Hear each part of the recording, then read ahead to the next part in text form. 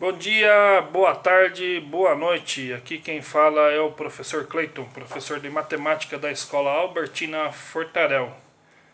Sobe a vinheta.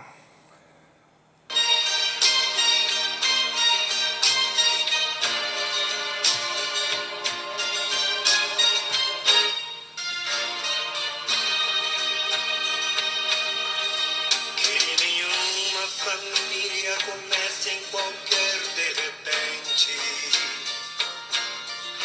Que nenhuma família termine por falta de amor. Que o casal seja um para o outro de corpo e de mente. É com essa canção do Padre Zezinho que eu abençoo a todas as famílias albertinenses e todas as famílias brasileiras nesse momento tão difícil e delicado que vivemos. Bom, iremos hoje iniciar nossa aula falando sobre grandezas, grandezas diretamente e inversamente proporcional. Bom, o que é grandeza? Já vimos que grandeza é tudo aquilo que pode ser medido ou cortado, né, contado, né? Por exemplo, 1 quilômetro é um tipo de grandeza que mede a extensão de um ponto a outro. 1 litro é uma grandeza que mede o líquido que está dentro de um vasilhame ou uma garrafa PET. Temos também as unidades dentro de um pacote de biscoito. É a quantidade de biscoito que existe ali dentro daquele pacote.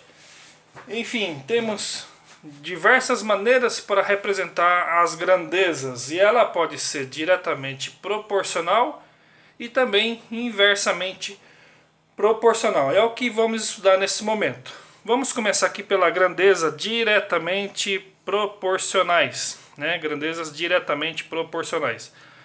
Tem aqui a definição. Dizemos que duas grandezas são diretamente proporcionais quando a razão entre os valores da primeira grandeza é igual à razão entre os valores correspondentes da segunda grandeza. O que é isso, professor? Tem um exemplo aqui da produtividade de uma máquina de envasar leite, né? Deixei aqui esse exemplo para vocês aqui, ó. Observe que aqui está associado a quantidade de garrafas, né? Unidades e o tempo que se leva para produzir essa quantidade de garrafas. Observe aqui, ó, que em meia hora, né? O tempo tá discriminado em horas aqui. Em meia hora foram envasadas 900 garrafas, né? E aí, se dobrarmos esse número aqui de 900 para 1800, o que vai acontecer aqui? Vai diminuir ou vai aumentar? Vai aumentar, né? Por quê? Porque são grandezas diretamente proporcionais. Conforme aumenta, né, a minha razão dessa fração aqui, aqui também vai ter um aumento, né? E aí como é que a gente calcula isso, professor? Simples. A gente vai pegar essa fração, observe que as setas que eu coloquei aqui, ó, estão no mesmo sentido. Então a gente vai pegar essa fração aqui onde tem minha incógnita x, vou colocar aqui e vou colocar que ela é igual a essa outra fração, 900 por 1800 avos. E aí faço a multiplicação em cruz aqui, ó. 900x e 1800 vezes 0,5. Desenvolvo o cálculo aqui, 900x é igual a 900, que é o cálculo do 1800 vezes 0,5. Aonde está multiplicando aqui passa dividindo. Esse 900 aqui, ó, ele está multiplicando o x e vai passar dividindo para o outro lado. Isolo o x e tenho 900 dividido por 900. O x vai dar 1.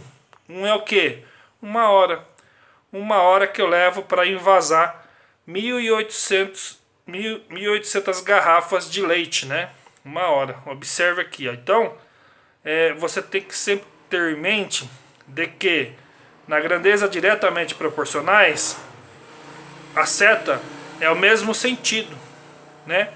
Se eu tenho 900 garrafas, eu consigo envasar 900 garrafas em meia hora. Se eu dobrar aqui, vai dobrar também a quantidade de minutos, a quantidade de horas, né?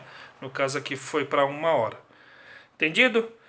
Vamos lá agora para as grandezas inversamente proporcionais, né? Grandezas inversamente proporcionais. Tem a definição, né? Aqui é o oposto, né? Dizemos que duas grandezas são inversamente proporcionais quando a razão entre os valores da primeira grandeza é igual ao inverso da razão entre os valores correspondentes à segunda grandeza. Aí eu peguei aqui um experimento que tem aí no livro didático, né? Na página 191, se você quiser dar uma olhada lá para quem tem o livro. Tem esse experimento aqui da corrente elétrica versus a resistência. Para quem é eletricista, para quem é do ramo aí, vai entender aí, né, o experimento. Para quem não é, não tem problema. Vou estar aqui explicando como é esses valores. Deixa eu virar a página aqui. Então nós temos aqui, né, a corrente elétrica que está sendo medida em ampere, né, a corrente elétrica que está sendo medida em ampere versus a resistência que está medida em ohm.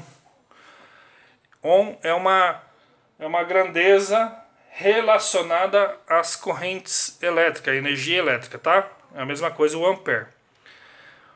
Corrente elétrica, né, que está sendo medida em ampere, aqui nós temos aqui, ó, 5 ampere está relacionado a 44 ohm, né? 5 ampere tem uma resistência de 44 ohm. Se eu aumentar aqui, ó, de 5 para 10, observe que a resistência cai, ó, né? Ela não acompanha o aumento do ampere. Pelo contrário, ela é o inverso, né? Ela cai. Então, na grandeza inversamente proporcional, observe que as setas elas ficam em sentido contrário. Ó, do menor para o maior, do menor para o maior.